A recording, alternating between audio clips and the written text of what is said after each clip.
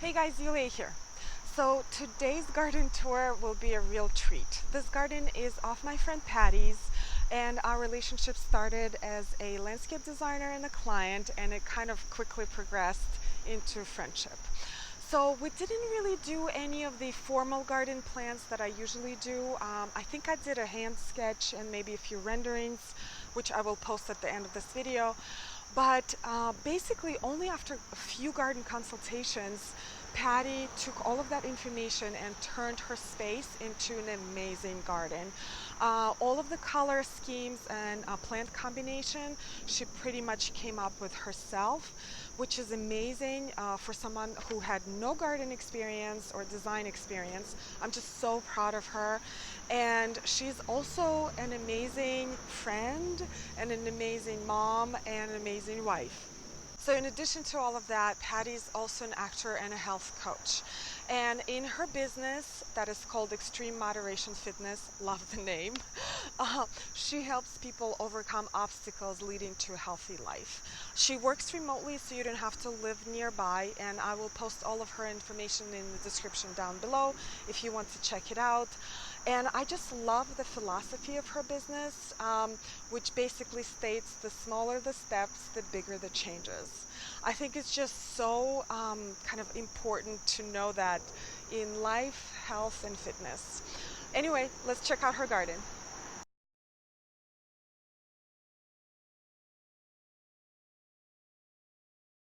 Tell us a little bit about how you got started. Sure. So we moved here 6 years ago, and I had never gardened before, but we came upon this house, and this was all lawn, and I looked at it and I thought, there's so much sun all around that something needed to be done. And it's also a very highly trafficked area, which you'll probably hear in the video, by both cars and people, because there's one of the downtowns of our town, which is in Montclair, New Jersey, is right down the street. So we get a lot of people, and I just thought, I felt like I wanted people to have 50 feet, which is how long this is, of peace going to and from work or downtown, because we're right near the train station too. So, but I didn't know what I was doing. And then I met Yulia, and she educated me and helped me design this, and it was what, 6 years ago, 5 years ago? And there's the plane that probably just went over Yulia's house, is now over my house. And yeah, so that's how it got started. And I kind of never stopped. I got addicted. So would you show us some of your like highlights of the season right now? Sure. Yeah, it is the end of the summer, so a lot of things are going to sleep. But this year, every year there's some plant that pops out and is sort of the star. And this year, I think it's the Verbena bonariensis, which I call them like purple lollipops, but they're all over, and they've all reseeded themselves. I think I had like 3 plants at one point, maybe 2 years ago, and now they were everywhere. And I just, in the spring, I didn't weed them out, and I let them be. So, and then this is the beautiful little bluestem. It's one of the original grasses that were planted per the recommendation of Yulia. And they're native to the United States, and I have many, many, many babies from it, as you'll hopefully see throughout the video. But they started with, I think, 5. So this is one of the originals. And then we have the phlox over there that my friend Yulia gave me, which is about at the end of its cycle. We have the Cleomes, which are also, they're going to seed now. Those are the other star this year because, oh, I don't know if you can see it without me shaking it. The pods, yeah. So those you can take and you go like this, if I can do it properly. And you just, they sprinkle themselves, but if you want them somewhere, just go like this and you'll get this, you know, that's what happens. So they're just beautiful. Anyway, sorry, I'm getting distracted by the seed pods. So then we have, on the first part that I dug up was over here in front of the fence. We have wild quinine, which is beautiful, hardy, native to the United States. And, oh, hi, buddy. Great pollinator. Yeah. And on this side, I planted a lot of Alyssum. And just to give you, some of them are reseeded themselves. Some of them I did purchase this year. But just to give you an idea of how big they are, you know, this is one plant. That's incredible. I mean, look at that. Isn't that fun? Wow. Yeah, it's really kind of amazing what happens. So, Oh, and the smell, like the fragrance. yeah, it's really incredible.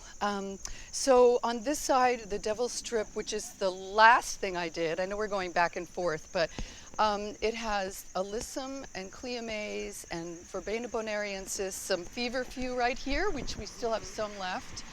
And there's some baby bluestems. Look at that. The little bluestems are popping up there. They came over from the other side, and I'll probably dig them up and put them on the new blank canvas I have on the south side of the street.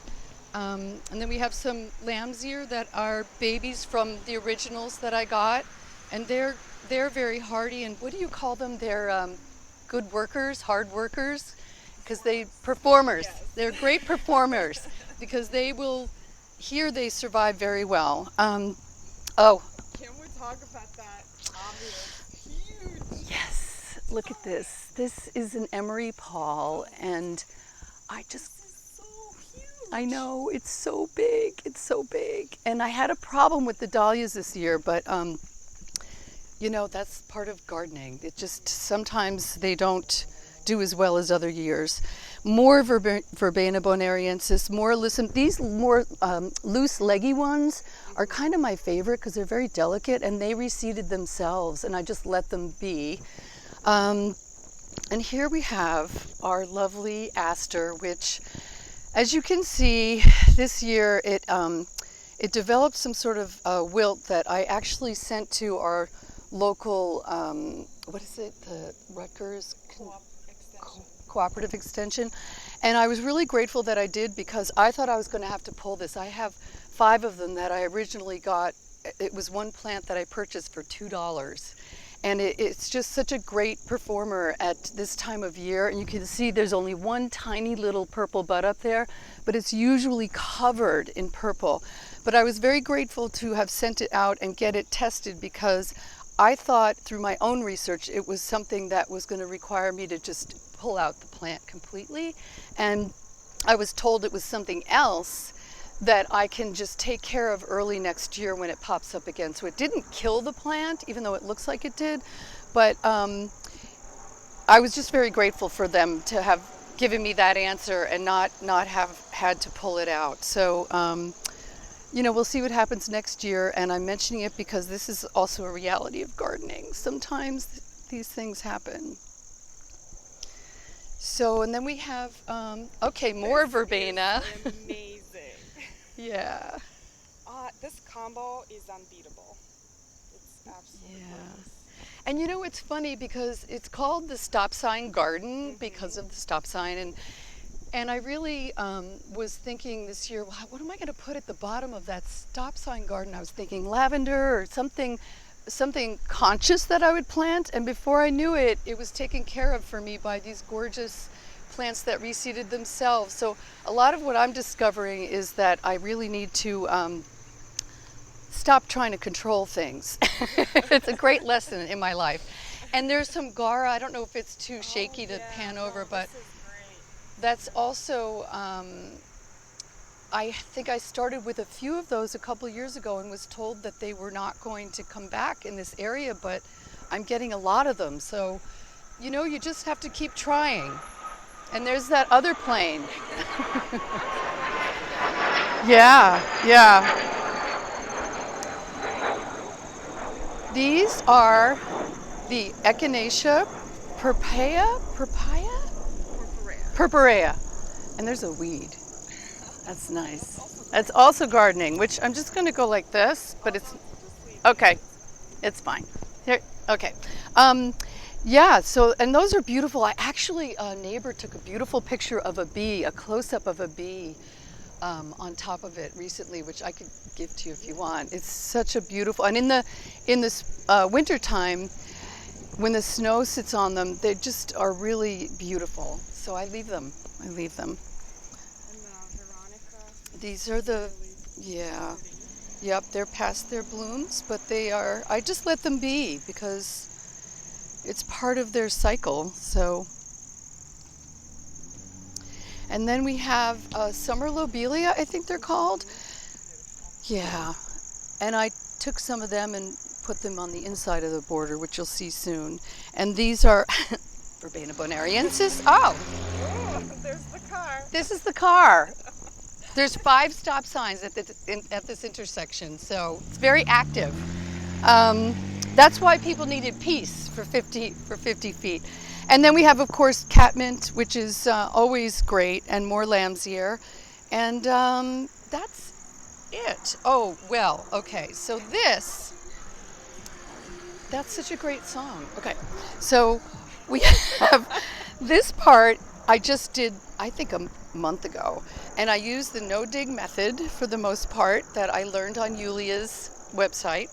And yeah, this is what happened. I think this is, oh my gosh, I think this is one plant. Oh my God. I think all of this, let me see if I can do it. Oh, I'm going to put this down. Let me see if I can grab, this is one plant. Yeah, that's amazing. isn't that wonderful? So, and there's geranium roseannes, which I love, and some of them make it out here on the Devil's Strip, some don't, but I'm just going to keep trying. So that's it for this side, and I guess now we'll go to the inside. Okay, so this is the inside border, which I did, I think, 2 years after the first digging of the outside border, so that would be about 3 years ago. And again, you know, you're going to see a lot of repetition because I took a lot of the plants that were out there to bring them inside because I'm a budget gardener. And so we have lamb's ear. This is a baby from the front of the border. We have dahlias. Oh, there's some bees on this one. Yeah, They're having a good time. they are. I love it. And Yulia gave me these wonderful dahlias that are in pots still. So I have to get them in the ground very soon. And then this is a beautiful grass that I got last year at the end of the summer on sale. This is its first year in my garden and I absolutely love it. And I was a little bit emotionally attached to the little bluestem and afraid to introduce another texture color of grass because I didn't want to take away from the little bluestem. I'm kind of an emotional gardener, but I love it, and they're working very well together. You know, per Yulia's recommendation. So again, more great advice. So there's more of these guys. The color. Yeah. I love that color here. Ooh, the Angelonia. Yeah. Those I put in midsummer. I got them on sale. And they seem to be doing okay. Oh, and these are, I pruned the Veronicas that you saw outside. They're starting to bloom again. Yeah, these are what I kind of experimented on the inside border and I pruned them all the way down. And I don't know what's going to happen, but... No, they will bloom. Those are bloom stalks. Oh, Yep. okay. So a couple more weeks. Wow. And even if they didn't bloom, they do look pretty as a base plant with the, yeah, they look fresh. And these are geranium roseannes that were not happy at the beginning of the summer, and now they're doing okay. More quinine, Verbena bonariensis. And, okay, in here, this is kind of a hot mess, but I really like it. It looks beautiful. I know. I didn't want to leave it. I didn't want to manicure it. And this is a Guara lindheimeri, which I did. So I had Guara here last year, and then the ones that were actually here didn't come back, but they reseeded elsewhere. So I picked some up and brought them here. And then in the very bottom is Dichondra Silver Falls, which I was experimenting with. Can you see? And I guess because it didn't get a lot of sun, they didn't really take off there, but that's okay. More Alyssum, the beautiful phlox from Yulia, irises that are passed, also from Yulia. This is the Baloon Flower, which has been a great this year. This is the end, right? Love that. Yeah. This is the second of 3 grasses that I got last year. the catmint, which I had already cut down once this year. And I cut it down really far and it's already back and happy. Yeah. It blooms drought tolerant. Yeah. And then there's is that lavender perfection in there? I don't know if I can get through the I bees. just love all of the plants in here. The Veronica, there's some Lobelia. Is that a Lobelia? Yeah, I didn't plant that. Wait, did I? Maybe I did. I must have. This is the backside of the aster, and this hydrangea I planted last year, and I'm not sure what is up with that, but I don't know if it's just getting itself acclimated. It'll be okay. Yeah. And we have more Guara, and oh, these dahlias are so pretty. Oh my gosh, there's a new one. There's a new, Wow. is that the kind that you have? Let me see if I can. I think that's the Alauna Clair that I gave you. Yes. Yeah, that's the Alauna Clair. Oh, look at that. Can you say that a third time? Alauna Clair. Okay, because I don't know I don't think I can say that again. And there, oh, another lavender perfection. See, I'm discovering things too, because. Yeah, like the black, the dark foliage. Yeah. Well, first of all, these pots are from my friend Julia. It was a gift given to me by her, and I would never have picked the scale and the shape, and they fit beautifully on the property and with the house, and I'm just so grateful. Thank you, Julia. So in here are green cordylines that have just done really well, and then purple Scaevola, which I've always said, oh no, it's purple Scaevola, and I say Scaevola, so I have to change that. And again, Dichondra silver falls and some Alyssum. Yeah. Do you want me to put it in the shade? Here, there's my. No? Okay. And they require watering, but I've experimented with other plants in here, and these guys seem to be doing well with just what, the weather has brought this year. So pretty low maintenance. Another car.